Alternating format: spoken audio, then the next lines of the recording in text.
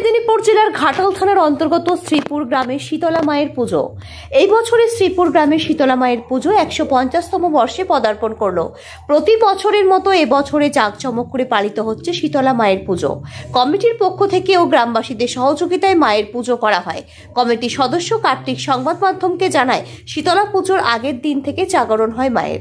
এরপর মাকে নিয়ে নগর পরিক্রমা হয়। পূর্বপুরুষরা মায়ের পুজো সূচনা করেছেন আজ থেকে 150 বছর আগে। 150 বছর আগে এই গ্রামে মহামারী বসন্ত কলেরা রোগ দেখা দিয়েছিল। তখন গ্রাম প্রায় শূন্য হয়ে গিয়েছিল। গ্রামের মানুষের বাঁচার কোনো পথ খুঁজে পাচ্ছিল না। তখনকার দিনে পূর্বপুরুষরা স্থাপন করে এই গ্রামে শীতলা মাকে।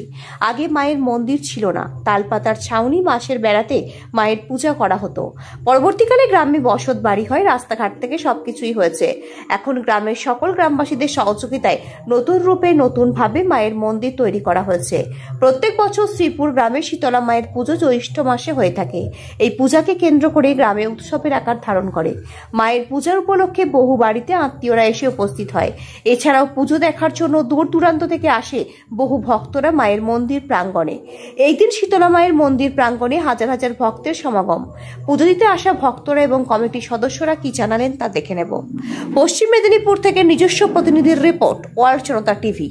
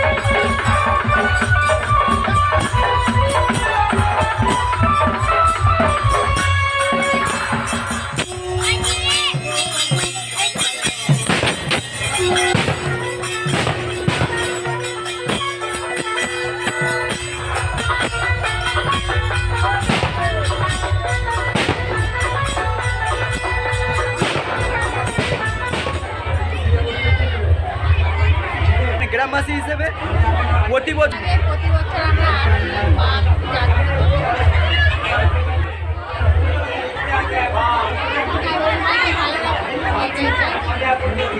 আপনার নাম?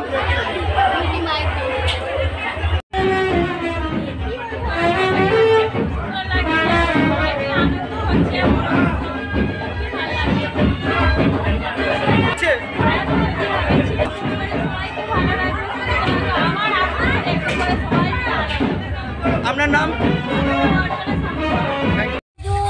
এই পুজোটা আমাদের দুর্গাপুজোর সমান, খুবই মজা হয়, খুবই মানে আমরা সবাই খুব মাতামাতিতে এই দুটো দিন খুবই থাকি।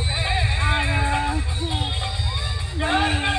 মানে বলার কিছু নেই, মায়ের আশীর্বাদে আমাদের সবাই খুব ভালোই আনন্দ করি। মা আমাদের অনেক কিছু আশীর্বাদ দেন। হ্যাঁ, আবার পুরো এলাকা জুড়ে, পুরো এলাকায় প্রত্যেকটা গ্রামে গ্রামে পুজো হয়, প্রত্যেকটা গ্রামেতেই পুজো হয়। মা আসেন, 3 দিন আমরা একবারে মাতোয়ালা হয়ে থাকি এই পুজোতে। হ্যাঁ, প্রত্যেক বাড়িতে আমাদের একবারে সমাগম, কুটুম্বের শেষ নেই একবারে। আপনার নাম? আমার নাম প্রতিমা অধিকারী। আমাদের শুক্রবার দিনে মায়ের জাগরণ হয়, আর মা হচ্ছে গোটা নগর পরিক্রমণ করে মা হচ্ছে আবার মন্দিরে এসে ঢুকলে একটু রেস্ট দিয়ে হচ্ছে মায়ের হচ্ছে মেন পুজো আরম্ভ, মানে হচ্ছে যেটা সর্বপ্রথমে মেন ওইটা আমাদের ঠিক হচ্ছে 6:30 থেকে 7টার সময় আমাদের পুজোটা শুরু শোনার পর। এবছর হচ্ছে মাকে দান করেছেন একবার। এক ভক্ত হচ্ছে মায়ের সোনার হচ্ছে ওই সিংহাসনটা একদম দান করে। উজ্জ্বলটা হচ্ছে এই যে আমাদের মায়ের বাৎসরিক উৎসব, যেমন হচ্ছে ছেলে মেয়েদের আমরা হচ্ছে জন্মদিন পালি, এই বার্থডে পালন করি, সেরকমই হচ্ছে এটা তার প্রতিটা ঘরের মেম্বার তার আসতে পারে না মন্দিরে, বৃদ্ধ আছে, বাচ্চা আছে, ওই জন্য হচ্ছে মা হচ্ছে নগর পরিবহন করে প্রত্যেকে যাতে মায়ের দর্শন পায়, মাকে হচ্ছে প্রণাম করতে পারে, দেশের মঙ্গলের জন্যে হচ্ছে ঘোরানো। আপনার নাম? আমার নাম বসন্ত।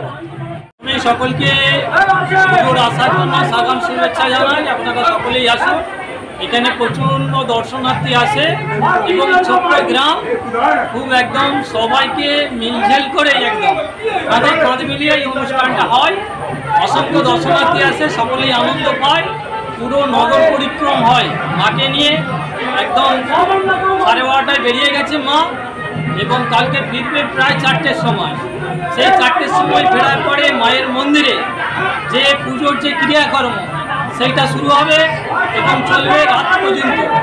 তাই আমরা বাদ্যযন্ত্র সহকারে থাকছে বাজনা, থাকছে সিংবাইনা, ব্যঙ্গ, তাসা, বাজনা, নানা রকম যা বিধি দর্শকদের আকর্ষণ করবে।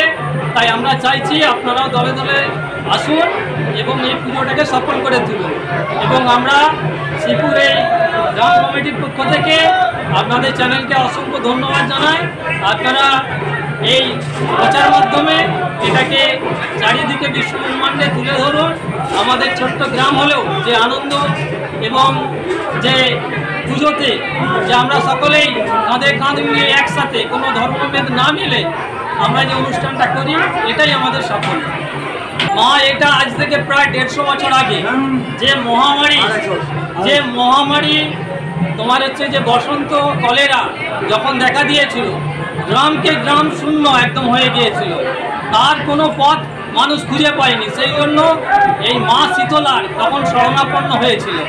সেই থেকে মন্দির তৈরি হয়েছে। প্রথমে ছিল ছোট্ট মন্দির, তালপাতার কুঠি, তা থেকে দিনে দিনে বিভিন্ন স্বর্ণশিল্পী এবং গ্রামবাসীদের সহযোগিতায় আজ হচ্ছে মন্দির একদম নৈপুণ্য ভরিয়ে তুলেছে। একদম সাজ সজ্জা, জাঁকজমক, লাইটিং এবং যে সমস্ত আনুষঙ্গিক সেইগুলো ফুটিয়ে তুলে ধরা হয়েছে। আপনার নাম? আমার নাম কার্তিক দোলে।